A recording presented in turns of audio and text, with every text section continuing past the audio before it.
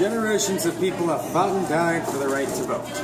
Voting is how you represent yourself in politics so that your voice is heard. Your vote is how you make your way into American society in politics. Every cheesy, idealistic statement I just made is something that every one of you has likely heard in the past. It is because you know those statements are cheesy that you feel a little cynical when you hear them and often don't believe them. That is why even though you've likely heard those idealistic statements, it is also very possible you've heard and even believed cynical statements like these. All these candidates are awful. The Electoral College decides everything, so the popular vote is meaningless. It's only one vote, it won't make a difference. Idealism and cynicism aside, it's important that you recognize that there are still very logical reasons that you should vote. The reasons include who else is on the ballot, why your personal feelings about the candidates should not stop you from voting, how the Electoral College does not influence the election as much as you do, and how one vote can actually make a difference. The president does not hold that much power over the government. That is, for the record, the president holds quite a bit of power over the government. Aside from that, it is important that you note that you're also voting for candidates and laws for local and state elections when you cast your ballot, not just the president. Anyone in the whole country can vote in the presidential election.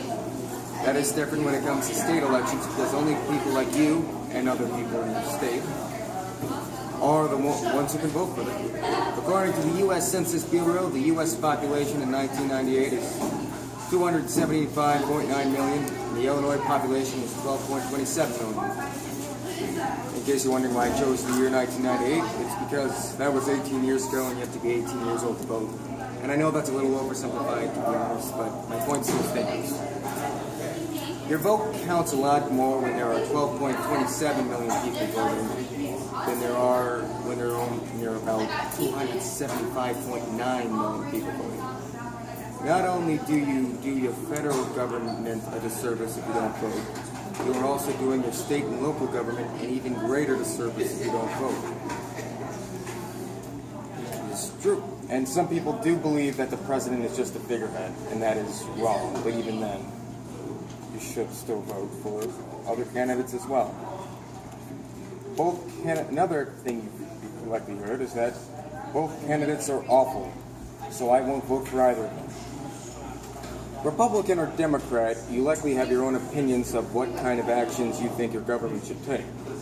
Typically, the two presidential nominees differ strongly on that. Clinton and Trump disagree on most issues, such as gun control, climate change, immigration, healthcare, taxes, abortion, how to handle the economy, whether or not to build a wall, etc. The only issue they agree on is whether or not to keep Social Security around, which they want to keep around. Whatever you think of the candidates, one of them is more likely to agree with you on the issues. And it is your right to not vote because you don't like either of them. Trump's a scumbag and you see Hillary is everything that embodies everything you hate about a politician. Fine, it's your right. However, what they stand for is still important. If one of the candidates agree with you on most issues, then it is in your best interest to vote for them. That's because they are more likely to do what you want the government to do. Another thing you've heard is, my vote does not determine the election. The Electoral College, however, does. As stated before, you vote for more than just the president when you cast your ballot. The process for an elector to be added to the college is not unlike the process involving the presidential election. First, the electors are chosen by their political party to be the nominees. After that, they are associated with the nominee. The winning presidential candidates' electors are appointed as the state electors.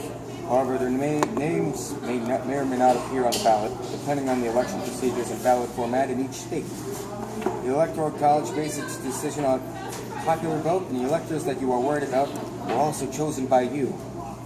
Now, there have been cases where the Electoral College did trump over popular votes,